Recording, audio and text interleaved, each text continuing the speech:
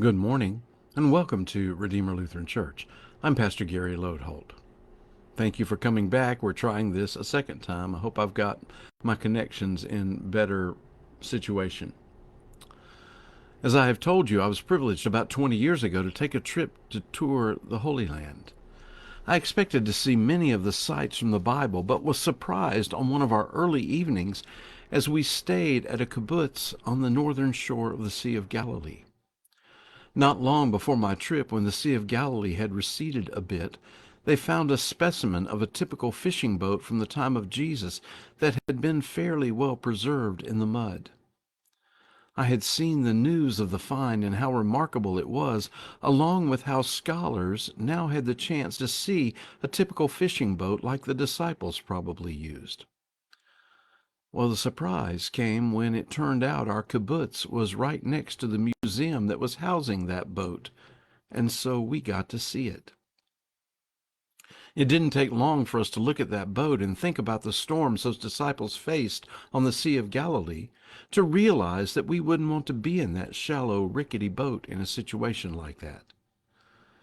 And that brings us to the point that while they had boats, their skill at shipbuilding was rudimentary at best, and nothing like what we can do today.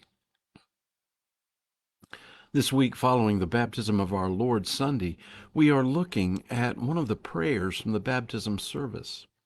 It's commonly called the flood prayer, and part of it goes through the Bible story highlighting times when water and salvation are linked together.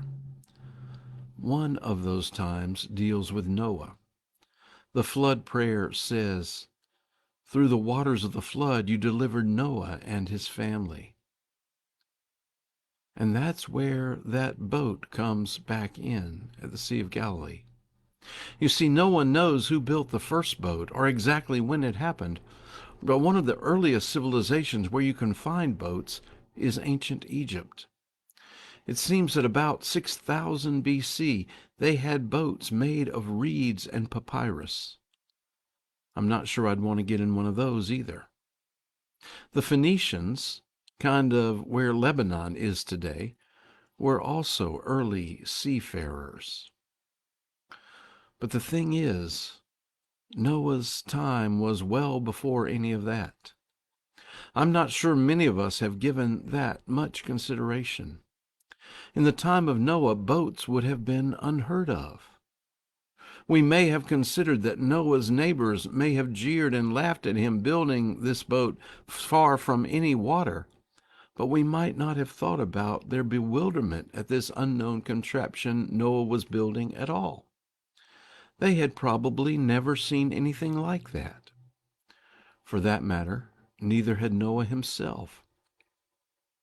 But God told him to build it and how to build it, so he did.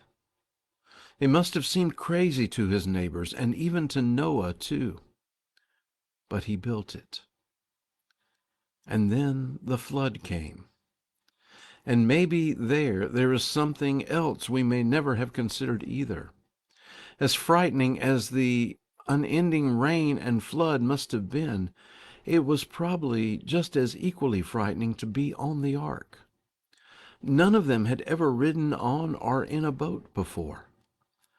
It's not hard to imagine their fear and all the unknowns of this sojourn. And that's where I think the flood prayer gets it right. Through the waters of the flood, you delivered Noah and his family, the prayer says. And I think we should pay special attention to that word, delivered. Amidst all their fear, amidst all the unknowns, amidst all the dangers, as they cowered wide-eyed and trembling, they were never out of God's hand. They were continually watched over and cared for by God. Through the water, God delivered them. Through the water, God delivers us. As we pass through the waters of baptism, we are in God's hand, and God continually watches over and cares for us. In baptism, we become God's child, and God's love and grace for us never fails. we are delivered safe and sound. You know, for a long time in my early ministry, I never liked to use the word christening. If someone asked me to christen their child, I would think to myself, you want me to hit your child over the head with a champagne bottle? I mean, that's what we do with ships. We christen them. But then I grew up in my thinking.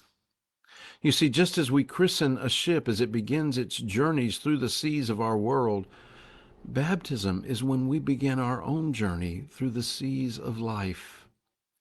There may be rough waves for ships and for us in our lives as well. But through those difficult times, in all times, God is with us and watches over us. I don't have a problem calling baptisms christenings now. In baptism, we begin the journey of life and faith.